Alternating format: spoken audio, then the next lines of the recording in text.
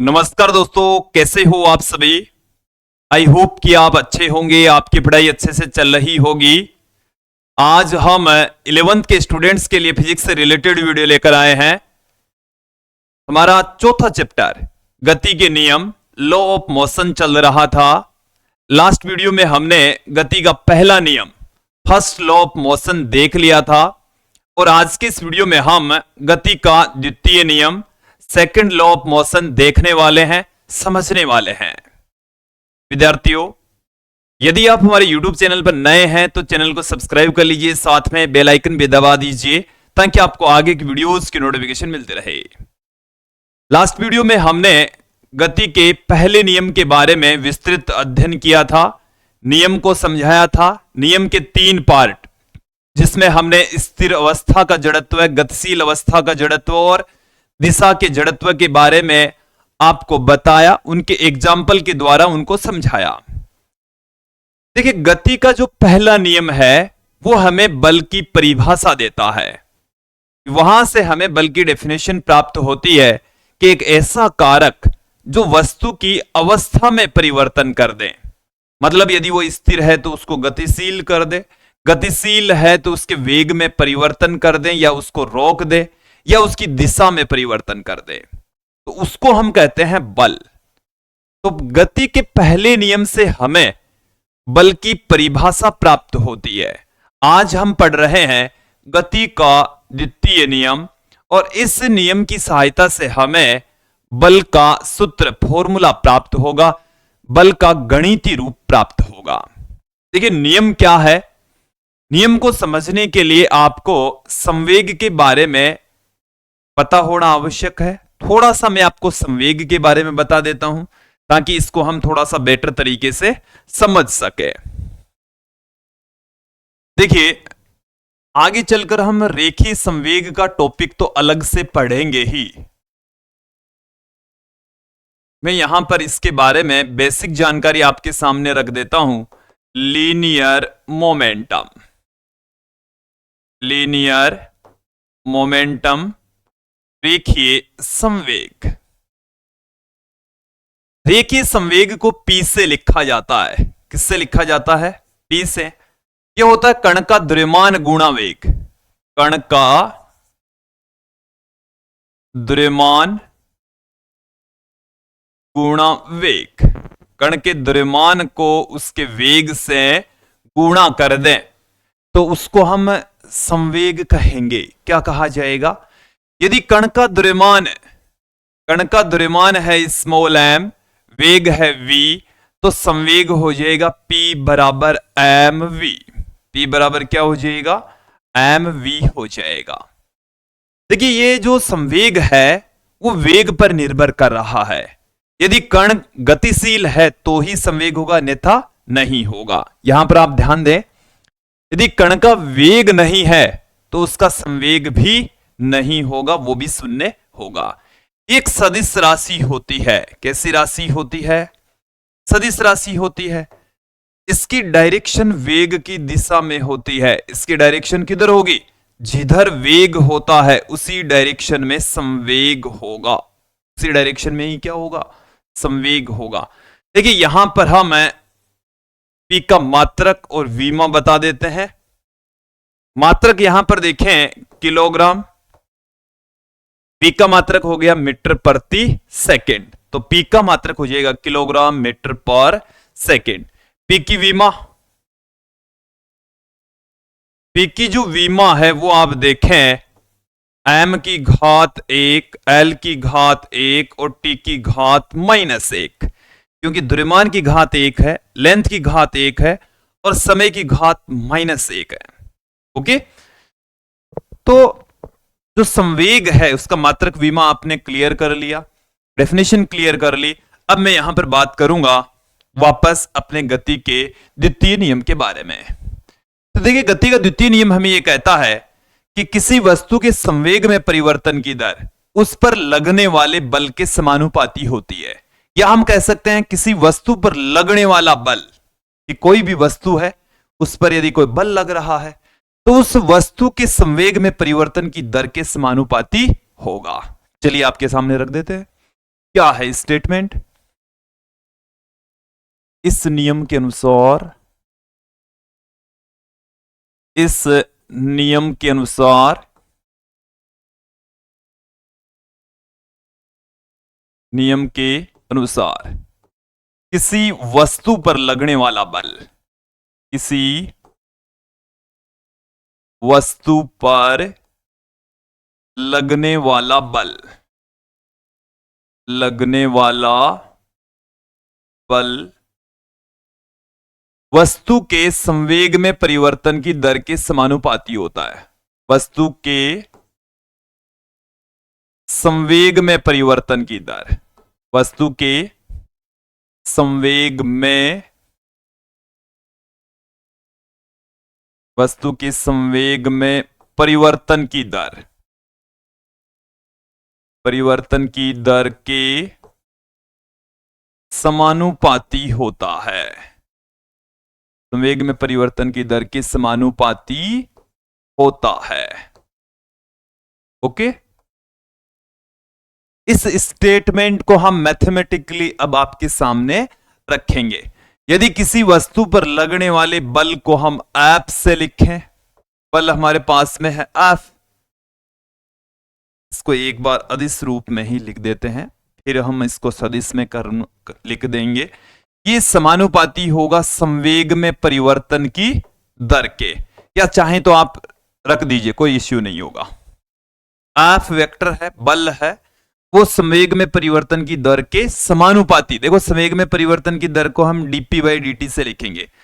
dp का मतलब है संवेग में परिवर्तन, dt का मतलब है समय में परिवर्तन, और समय के रेस्पेक्ट यदि किसी राशि में परिवर्तन होता है तो उसको हम कहते हैं परिवर्तन की दर। क्या कहेंगे? देखो ये रही परिवर्तन की दर। परिवर्तन की दर का मतलब है उस राशि में समय के रेस्पेक्ट परिवर्तन हो रहा है। देखो मैं बात करूं वेग में परिवर्तन की दर, तो वेग में परिवर्तन की दर को हम dv/dt से, विस्थापन में परिवर्तन की दर तो dx/dt से, यही हमारे पास में है। तो परिवर्तन की दर का मतलब है समय के रेस्पेक्ट उस भौतिक राशि में परिवर्तन। ओके, ये आपको समझ आ जाना चाहिए। तो यहां से जब हम प्रोपोर्शनल का साइन हटाएंगे, जब भी समानुपाती का चिन्ह हटता है तो वहां एक कांस्टेंट अवश्य आ जाता है। तो यहां से हम प्रोपोर्शनल का साइन हटा देते हैं, हमारे पास में यहां पर एक कांस्टेंट आ जाएगा k। ये जो k है इसको हम कहते हैं समानुपाती स्थिरांक। k क्या कहलाता है? समानुपाती स्थिरांक कहलाता है। अब यदि कोई स्थिरांक है, कांस्टेंट है, तो उसका कोई ना कोई मान भी अवश्य होगा। तो देखिए इसका मान क्या होता है, ये जो k है इसकी वैल्यू होती है 1। MKS पद्धति में भी इसका मान 1 होता है, और CGS पद्धति के अंदर भी इसका मान 1 ही होता है। ठीक है, दोनों ही पद्धतियों में मान 1 होता है। तो बल का जो फॉर्मूला है वो हमारे पास में क्या आ जाएगा? F vector equal to dp vector by dt। इसका मतलब हो गया कि किसी वस्तु पर लगने वाला बल संवेग में परिवर्तन की दर के बराबर होता है। समानुपाती होता है या बराबर होता है। तो ये हमारे पास में आ गया है गति के द्वितीय नियम से किसी वस्तु पर लगने वाले बल का सूत्र, फॉर्मूला। मैंने आपको यह कहा था कि गति का जो पहला नियम है वो बल की परिभाषा देता है, तो जो दूसरा नियम है वो बल का सूत्र देता है। अभी हम सूत्र फाइंड आउट करने जा रहे हैं, बने रहिए हमारे साथ में। देखिए क्या है, गति के द्वितीय नियम से हम क्या जानते हैं? गति का द्वितीय नियम हमने पढ़ लिया है, इतना ही था। ठीक है, जितना हमने पढ़ा उतना ही था। अब देखो गति के द्वितीय नियम को हम और किस रूप से लिख सकते हैं? ये हमारे पास में है F वेक्टर, ये हमारे पास में आ गया dp वेक्टर बाई dt। ये तो हमने देखा ही है। जब संवेग में परिवर्तन काफी ज्यादा हो तो उस स्थिति के अंदर इसको हम डेल्टा p से लिखेंगे विद्यार्थियों। किससे लिखेंगे? डेल्टा p, समय को डेल्टा t। इस डेल्टा टी का मतलब है समय में परिवर्तन। ये तो है संवेग में परिवर्तन, संवेग में परिवर्तन, इसको हमने लिख दिया डेल्टा पी से। और डेल्टा टी का मतलब हो गया समय में परिवर्तन, समय में परिवर्तन। ओके, डेल्टा टी से हमने उसको पुट किया है। ओके, अब देखिए इसे हम और भी अन्य रूपों में लिख सकते हैं। एफ वेक्टर इक्वल टू संवेग में परिवर्तन को अंतिम संवेग P2, प्रारंभिक संवेग P1।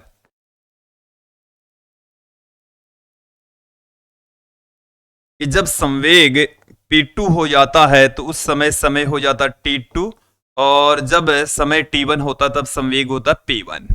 तो हम अलग अलग रूपों में इस तरीके से इनको पुट कर सकते हैं।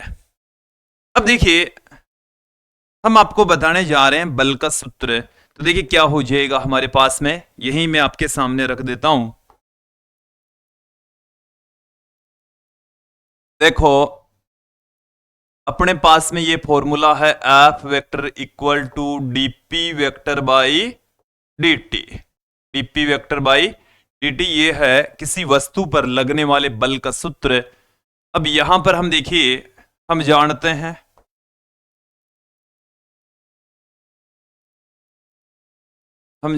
हैं संवेग बराबर, संवेग के बराबर हम क्या जानते हैं, P वेक्टर बराबर हम जानते हैं m into v vector, m v vector जानते हैं। यहां से P की वैल्यू उठाकर वहां पुट कर देंगे तो एफ वेक्टर बराबर P बाई डी टी, और P की जगह हम रख देंगे m v vector, m v vector. इस तरीके से हम कर देंगे। तो देखिए यदि द्रव्यमान नियत है तो पिंड है उसका द्रव्यमान नियत है, हम क्या कंसीडर कर लें, यदि m नियत हो, m की वैल्यू कांस्टेंट हो, तो हमारे पास में क्या आ जाएगा, एफ वेक्टर बराबर m डिफरेंशिएशन से बाहर आ जाएगा, m को हम डिफरेंशिएशन से अवकलन से बाहर ले लेंगे, ये हमारे पास में रह गया। और यहां से अब आप देखेंगे कि यह है वेग में परिवर्तन की दर। ये क्या है, वेग में परिवर्तन की दर। और वेग में जो परिवर्तन की दर होता है उसको हम त्वरण कहते हैं। त्वरण की डेफिनेशन क्या है, त्वरण की परिभाषा हमारे पास में है वेग में परिवर्तन की दर, वेग में परिवर्तन की दर। और देखिए जो त्वरण है उसको हम ए से लिख रहे हैं, और वेग में परिवर्तन की दर को dv बाई dt से हम पुट कर रहे हैं। तो ये हमारे पास में आ गया वेग में परिवर्तन की दर dv बाई dt। तो इसके स्थान पर हम एक्सेलरेशन a वेक्टर पुट कर सकते हैं।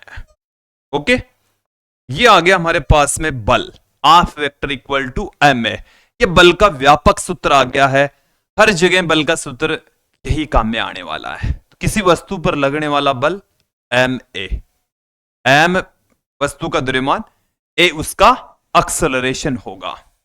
ओके, तो विद्यार्थियों ये था गति का द्वितीय नियम, जो कि बल की परिभाषा बल का सूत्र देता है। गति का जो पहला नियम है वो बल की परिभाषा देता है, दूसरा नियम बल का सूत्र देता है जो कि F बराबर ma।